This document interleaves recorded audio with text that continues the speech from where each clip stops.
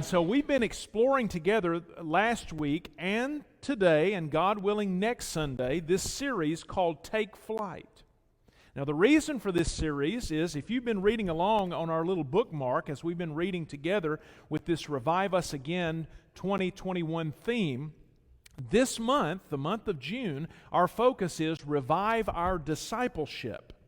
And so we've been focusing in on this idea of discipleship, which is really kind of a big theme for Northside moving forward, but we're focusing especially in on the theme in the month of June. And we're exploring this idea of how can we fill this world, as we've just sung about, how can God's kingdom be built here, the atmosphere of our culture be changed, the healing of God come into our lives and into our communities. How can that happen? It can only happen through the power of God working in our lives as His individual children, and as He's gathered us together in the church, in His community of followers, and commissioned us to go into all the streets and lands of this world and show them the power of how they can become God's child too, and how they can become a follower of Jesus and realize the potential and vision that God has for their life. So how can the church take flight and realize that dream, that vision? How can it become a reality? Humanity has had a lot of great ideas. I mean, as we saw last week, for decades, the human race dreamt when they looked to the skies and saw a bird in flight. How could we fly? And it took two guys, the Wright brothers, realizing the potential, everyday people realizing that dream could become a reality. Well, it's one thing for human beings to take flight. It's another thing to take flight and leave the atmosphere and go to another heavenly body, to go to the moon. But in 1961, the President of the United States issued what must have seemed at the time, I wasn't living then, but some of you were, it must have seemed to be an absolutely fantastical idea when he said that he believed that before the end of the decade, we would put a man on the moon. There's only one problem when he issued that challenge in 1961. There was no plan. It seemed like the stuff of science fiction. I'm sure the scientists and those that were involved in NASA and that kind of work, at least, must have thought, what? By the end of the decade? We got 9 years to figure out how to put somebody on the moon? But with that vision, with that compelling vision, with a leader that was inspiring people to a great cause, guess what? Before the end of the decade, a man took one step, which was a giant leap forward for humanity. And we put a man on the moon.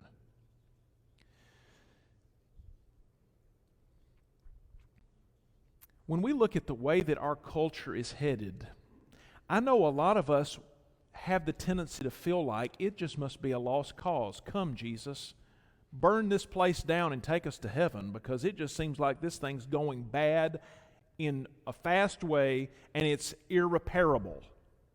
But I want to tell you that God has a vision that no matter how dark things may seem, that there can be a dramatic change when God's kingdom comes in the lives of people. The trajectory of families that seem too far gone, individuals that seem like they've destroyed their lives, churches that seem like they've gone the way, the wrong direction, a culture, a nation that seems beyond repair, can be recovered when we return to Jesus, when we return to God, and we take great steps to understand the power of what God can do in us. The church really can take flight. And today I want to talk to you about how that liftoff can occur. It is true that many churches in America today are struggling or even dying. There are a lot of reasons for that, but that is very much a reality. And you might say, well, how can this trend be changed? Well, the only way for the trend to be changed is for the church, which, by the way, is made up of individuals. As individual Christians, we must return to a serious examination and a recommitment to what the purpose of the church is. You hear me? The purpose of the church. What is purpose? The word purpose means the reason for which something exists. In America today, there are still lots of churches across the landscape, but I'm afraid there are too many churches that are continuing to meet, continuing to do a lot of religious things, but have forgotten what the purpose is, have forgotten the reason why the church exists. You see, in order to reverse course, for the church to lift off and take flight in this world, we have to double down on what the purpose of the church is. We've got to understand what that is, and we've got to recommit to it, and we must do that in a united way. Well, we don't have to guess as to what the purpose of the church is, because Jesus, our leader, before He lifted off and went back to the Father and ascended back to the Father, gave a clear and compelling vision for how the church can do amazing things. I mean, He tells this to 12 guys and basically says something that is even more fantastical than the President of the United States saying that we'll go to the moon before the end of the decade. He says, hey, you 12 guys, you're going to go to this whole world and you're going to spread this message about me. And the world's going to come to know the way to God. And He gives this God-inspired, God-given mission statement of the purpose of the church in Matthew 28, 16 through 20. Let me read it to you again. We've looked at it several times, but we're going to examine it once again this morning. Matthew 28, beginning at verse 16. Then the 11 disciples left for Galilee, going to the mountain where Jesus had told them to go. When they saw Him, they worshiped Him. But some of them doubted. Jesus came and told His disciples, I have been given all authority in heaven and on earth. Therefore go and make disciples of all the nations, baptizing them in the name of the Father and the Son and the Holy Spirit. Teach these new disciples to obey all the commands I have given you. And be sure of this, I am with you always, even to the end of the age. This is the word of the Lord. And this is the clear and compelling vision that Jesus Christ gives to the church as to the purpose for why we exist. This is our mission.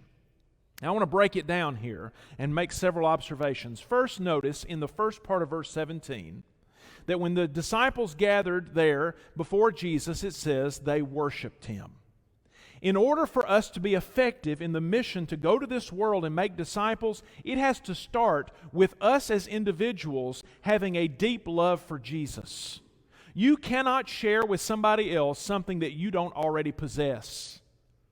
In order to share the message of Jesus, you have to believe the message of Jesus. In order to demonstrate to others the power of God's love and grace in their life, you have to come to terms with it first in your own. In order for you to be able to show people that Jesus can give you a purpose that is something beyond any other purpose or meaning that life can give, you have to worship Him first and have a deep love for Him yourself. So it has to start there. The mission starts with a deep love for Jesus, but notice in verse 17 it says some of them doubted. Now, I'm not entirely sure about what this verse is saying that they doubted. It could be, as I have often read it, maybe you have too, thinking, well, some of them are doubting that Jesus actually rose from the dead. That could be the case, although lately, as I've read that, I've begun to wonder if that's really what this is referring to. Because Jesus has risen, they're looking at him. I'm not so sure, he's standing right there in front of them. I'm not so sure that they're doubting that he's risen from the dead. He could be. Maybe they think they're having a hallucination. Maybe they think it's a scheme, or I don't know, an imposter. I don't know. But I wonder if what they're doubting is not that Jesus rose from the dead, but they're doubting in their ability to do what he's challenging them to do. I wonder if this is an indication of the natural feeling that all of us as disciples tend to have when the risen Jesus comes to us and gives us the mission and purpose for our existence is to go and make other disciples, and we think, who, me? We begin to doubt our ability to do the great hard thing. We begin to feel inadequate about our ability to contribute to such a grand mission. Maybe that's what they were doubting. I know for many of us, that's what we doubt whenever Jesus gives us this mission. But then in verse 19 he says, in most translations it says, go and make disciples, but the actual tense of the original language here is, as you go. In other words, Jesus is saying, as you go about your everyday normal walk of life, in the circle of influence and the divine appointments that I put in front of you, as you go about the natural rhythms of your everyday life, God is not asking you, Jesus is not asking you to be somebody you're not. In order to make disciples, that doesn't mean you have to be some kind of religious debater. It doesn't mean you have to have the New Testament memorized. It doesn't mean you have to have a seminary education. It doesn't mean that you've got to somehow be the Bible answer person and have an answer for every potential question that somebody might ask you. It's not saying that. It's saying, listen, Jesus, the risen Christ, has appeared in your life. Now, as you go, you're more ready than you realize. If Jesus has made a difference in your life, all you've got to do is be ready to go share the difference Jesus has made in your life with somebody else. As you go, what do? Verse 19, make disciples. What is a disciple? A disciple is simply somebody who knows Jesus, somebody who's being changed by Jesus, and somebody who's committed to the mission of Jesus. So a disciple, make disciples. What does that mean? It means go in your everyday walk of life as you encounter people, give them the opportunity to hear from you the difference Jesus has made in your life, and as they are receptive to that message, train other people in the lifestyle of Jesus. I'm following Jesus. I'm walking with Jesus. Now come walk with me as I walk with Him. That's all it is. It's an invitation. To invite somebody to come alongside of you in your life and walk with you as you walk with Jesus.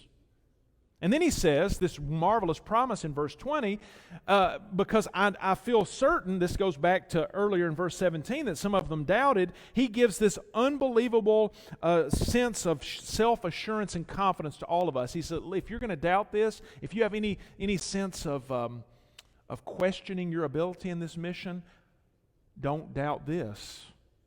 When you go do this, I'm right there with you. I am with you always. The spiritual presence of Jesus and the comfort that gives and the empowerment that provides for the mission, He says, I'm going to be with you.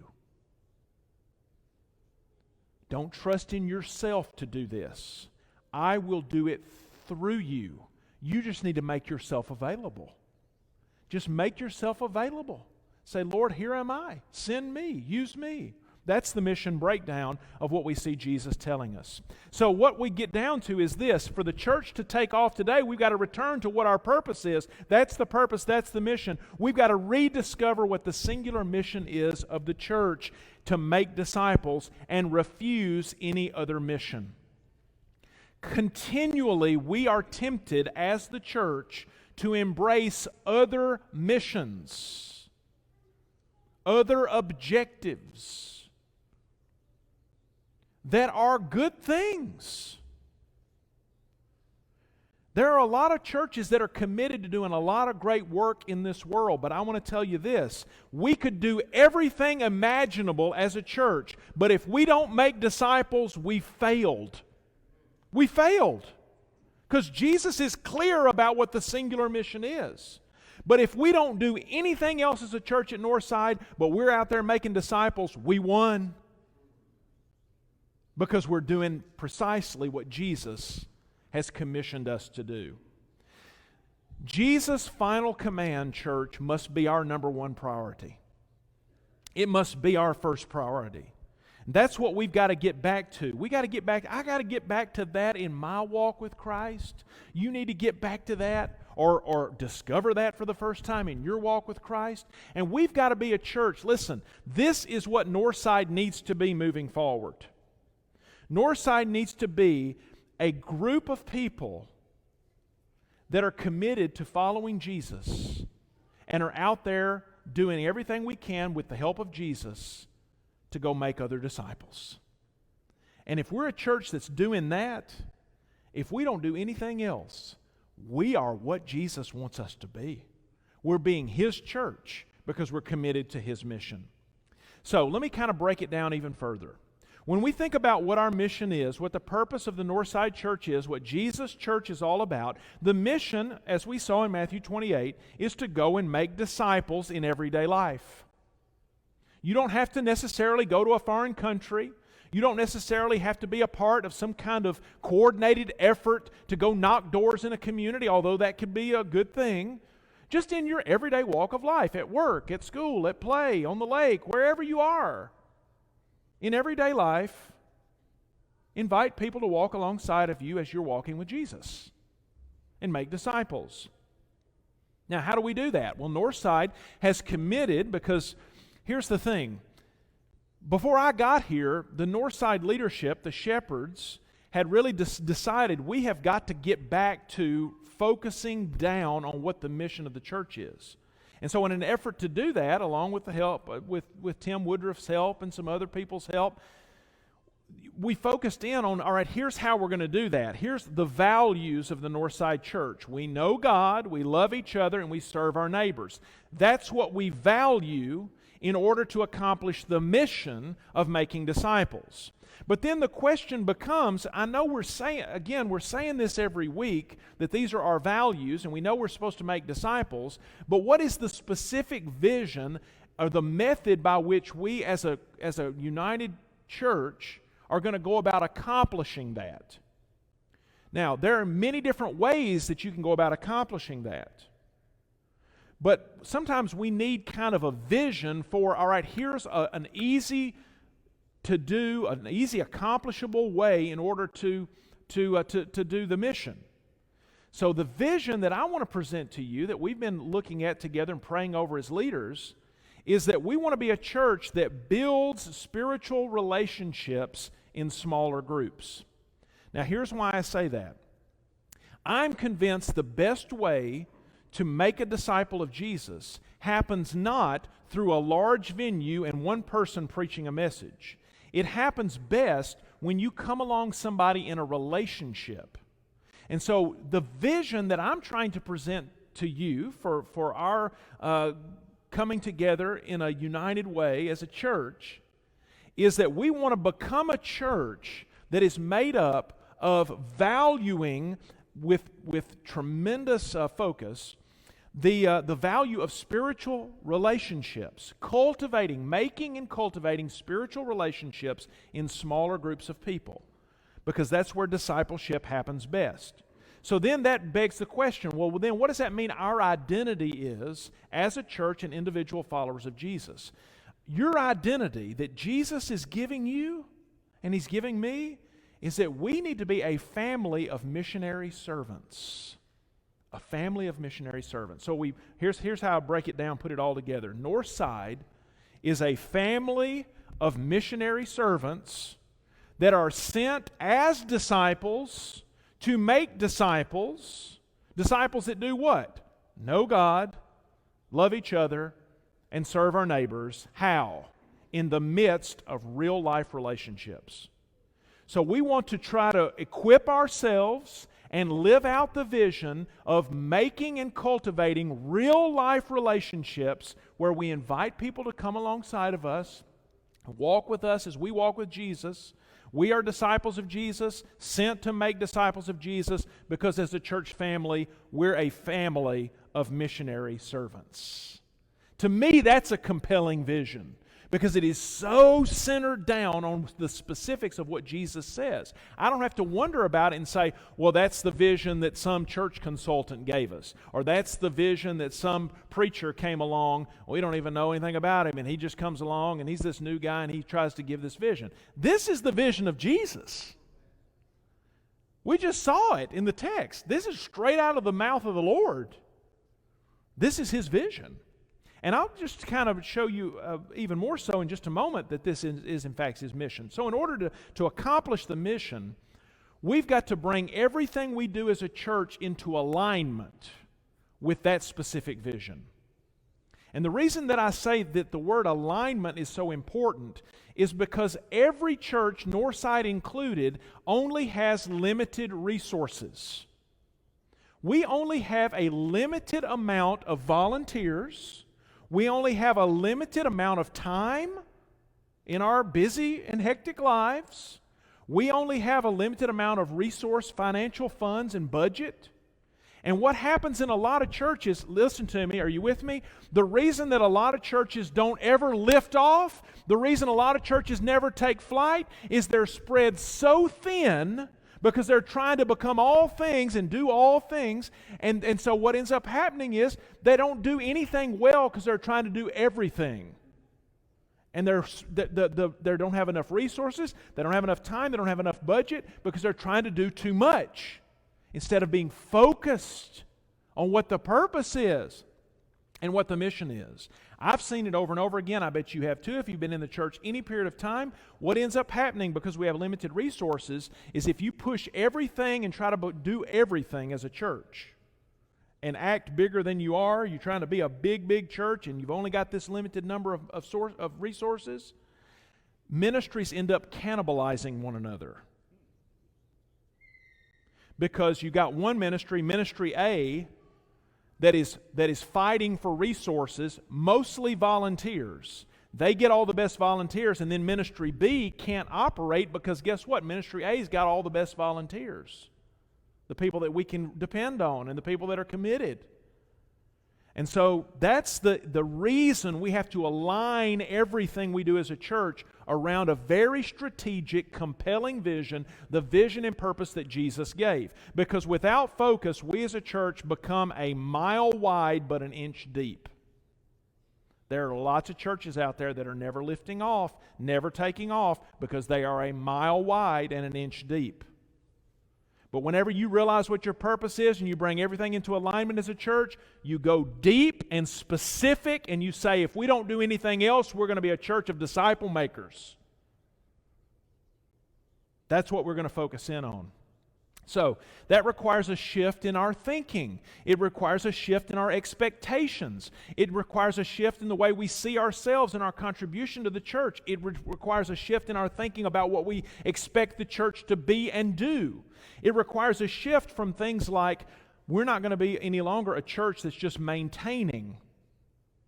This is not going to be, we're not going to be a church that is just comfortable to say, hey, I'm just going to come sit in a pew and do my time every week. But instead, we're going to shift away from maintenance to mission.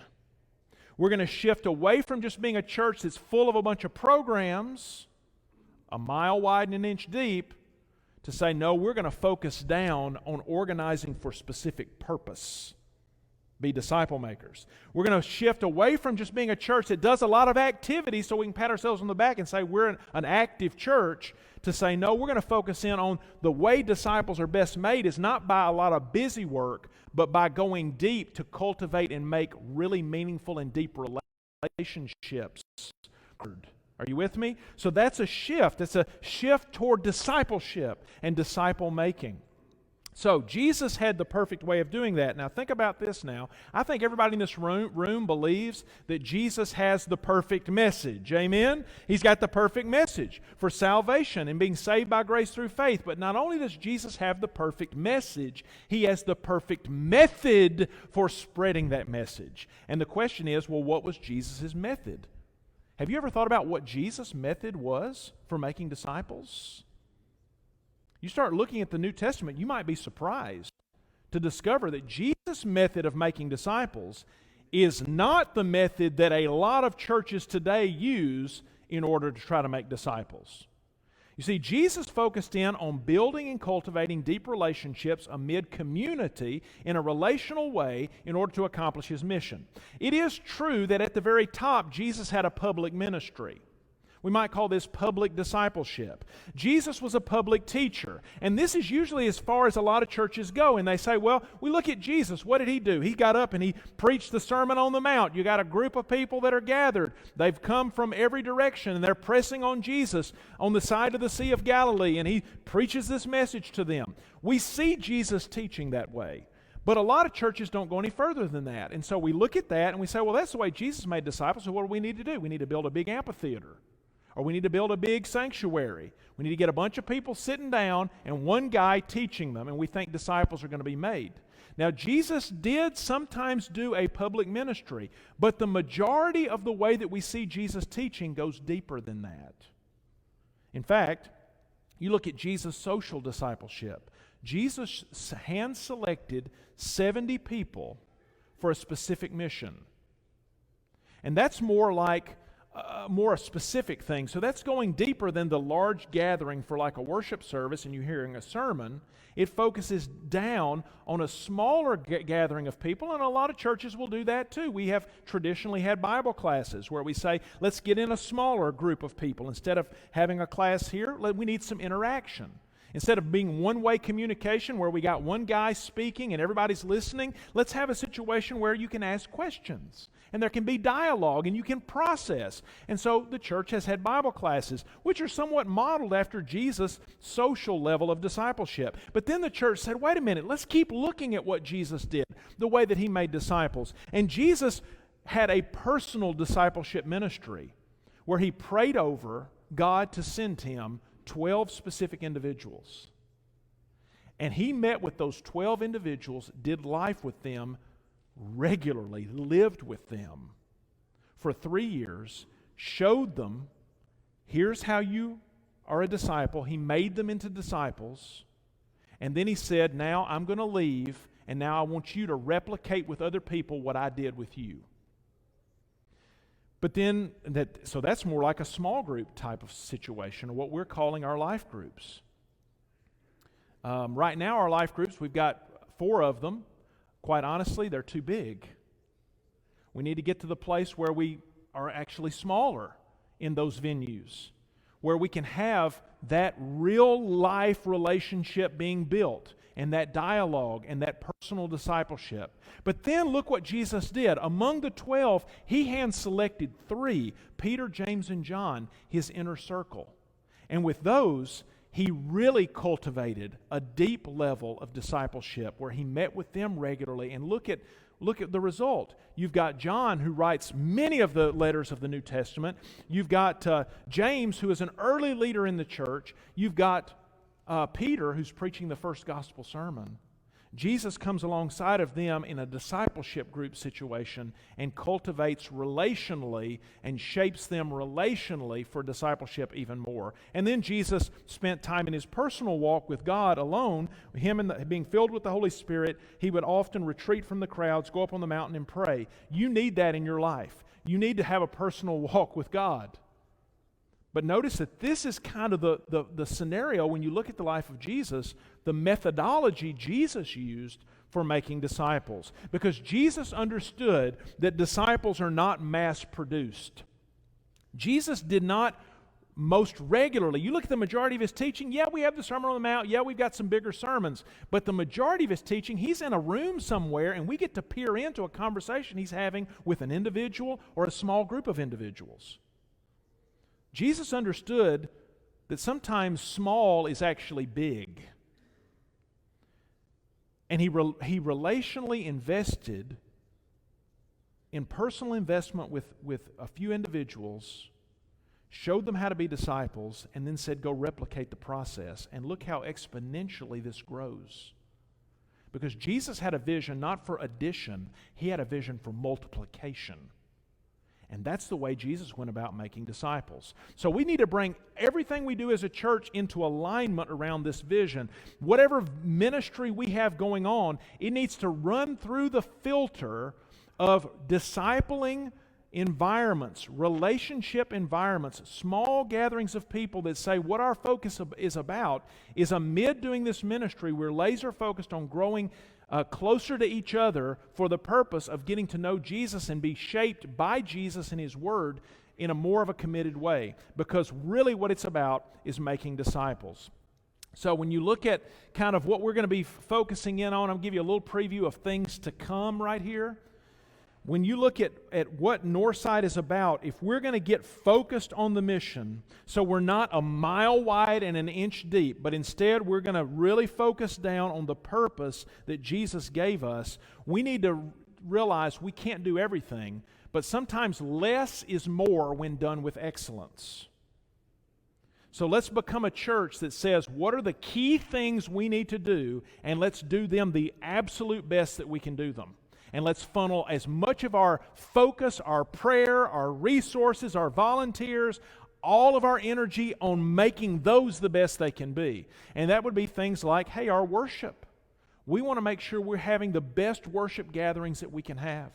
We want to make sure that we're having life groups that are executing the mission of Northside, that within those life groups, that is the point where we're funneling through everything. So how at Northside do we make sure that everybody's taken care of? You got a death in the family, or somebody's sick, somebody needs food. Instead of just having some centralized ministry that's trying to do that for everybody, what if we just naturally did that through our life groups?